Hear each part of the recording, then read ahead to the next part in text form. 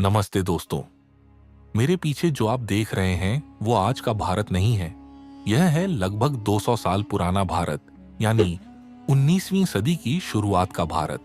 यह वो भारत है जहां ना आजादी थी, न अपने फैसले खुद लेने का अधिकार। यह वो दौर था जब भारत की जमीन पर रहने वाले करोड़ों लोग अपने ही देश में पराये हो चुके थे।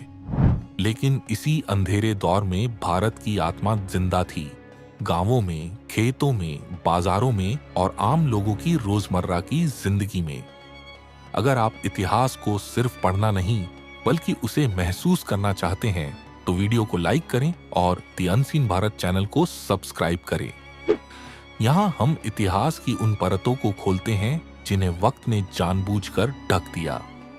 तो चलिए एआई की आंखों से देखते हैं कि 1800 के दशक का भारत असल में कैसा था। 1800 की शुरुआत में भारत राजनीतिक रूप से पूरी तरह बिखर चुका था। मुगल साम्राज्य अब केवल नाम का रह गया था। दिल्ली में बादशाह मौजूद था, लेकिन उसकी सत्ता लाल किले की दीवारों से बाहर नहीं जाती थी। कभी जिस तख्त से पूरे हिंदुस्तान पर हुक्म चलता था, वही तख्त अब अंग्रेज अफसरों की अनुमति से सांस ले रहा था। देश के अलग अलग हिस्सों में अलग अलग ताकतें थीं। कहीं मराठा शक्ति संघर्ष कर रही थीं, कहीं अवध का नवाब समझौतों में उलझा हुआ था, कहीं सिख साम्राज्य आखिरी बार मजबूती से खड़ा दिखाई देता था। लेकिन इन सभी शक्तियों के बीच एक नई ताकत चुपचाप पूरे भारत को अपने शिकंजे में ले रही थी। British east India company. यह कंपनी व्यापार करने आई थी, लेकिन 1800 तक आते आते यह एक व्यापारिक संस्था नहीं बल्कि एक राजनीतिक और सैन्य शक्ति बन चुकी थी। इसके पास अपनी सेना थी, अपने कानून थे और अपने अफसर थे। भारत के कई राजा युद्ध हारकर या चालाक संधियों में फंसकर इस कंपनी के अधीन हो चुके थे। सत्ता अब तलवार से नहीं, कागज और कानून से चलाई जा रही थी। एआई से अगर उस दौर को देखें तो हमें एक अजीब दृश्य दिखाई देता है।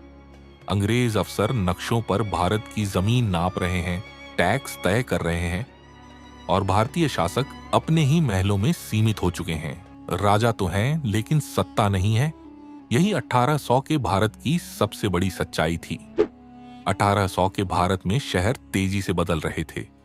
कलकत्ता, बॉम्बे और मद्रास अंग्रेजी सत्ता के केंद्र बन चुके थे। कलकत्ता उस समय ईस्ट इंडिया कंपनी की राजधानी था। वहीं से पूरे भारत का प्रशासन चलाया जाता था। इन शहरों में अंग्रेजों ने यूरोपीय शैली की इमारतें खड़ी की। बड़े बंगले, चर्च, क्लब, सरकारी दफ्तर और छावनियां। लेकिन शहर दो हिस्सों में बंट चुके थे। एक हिस्सा अंग्रेजों का था, साफ, चौड़ा, सुरक्षित और सुविधाओं से भरा हुआ। दूसरा हिस्सा भारतीयों का था, तंग गलियां, भीड़, गंदगी, बीमारियां और गरीबी। शहरों की चमक के पीछे भारतीय मजदूरों, कुलियों और कारीगरों की मेहनत छुपी हुई थी। एआई से देखें तो एक अंग्रेज अफसर घोड़े पर बैठा है और सड़क के किनारे भारतीय मजदूर सिर झुकाए काम कर रहे हैं। यही 1800 के भारतीय शहरों की असली तस्वीर थी।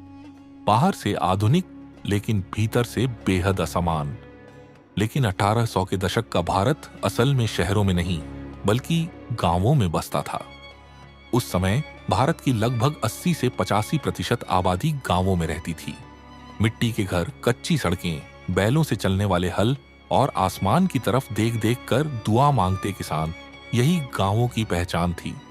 खेती पूरी तरह मानसून पर निर्भर थी।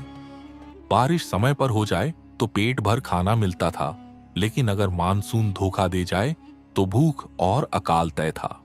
तकनीक नाम की कोई चीज नहीं थी। किसान अपने अनुभव, मौसम और प्रकृति के भरोसे जिंदा थे।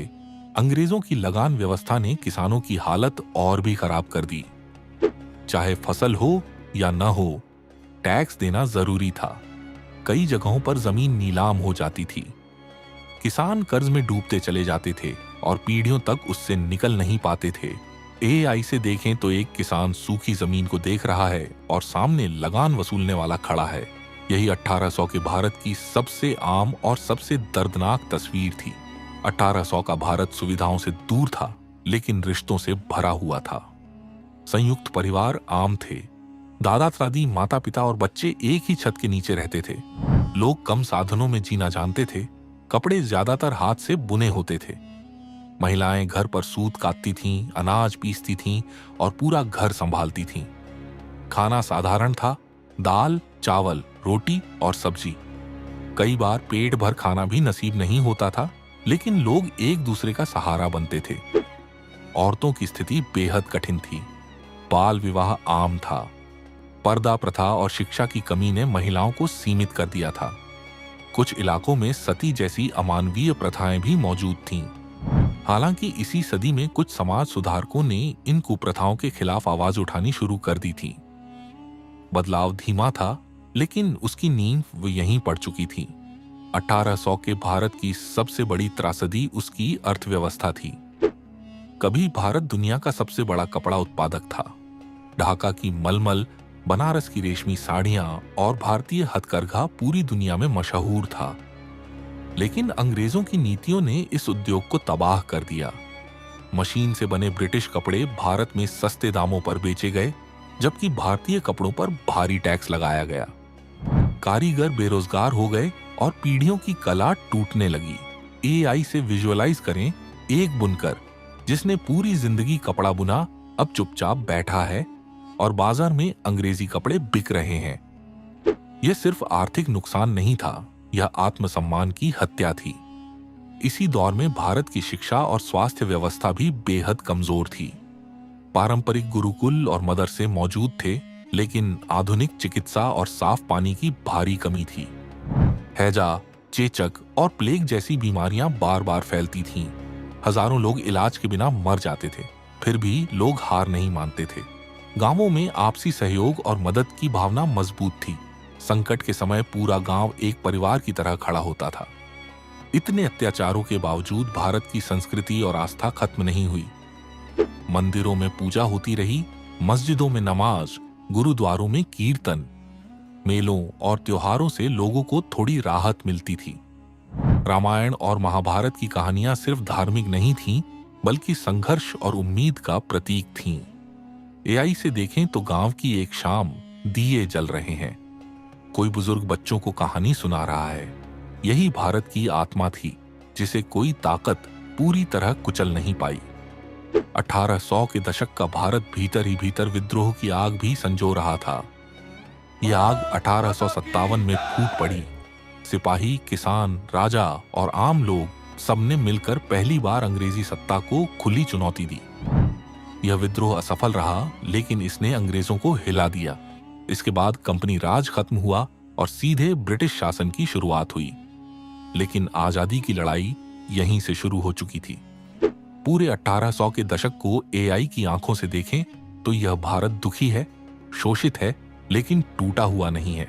यह वही भारत है जो सीख रहा था, बदल रहा था और आने वाले समय के लिए खुद को तैयार कर रहा था।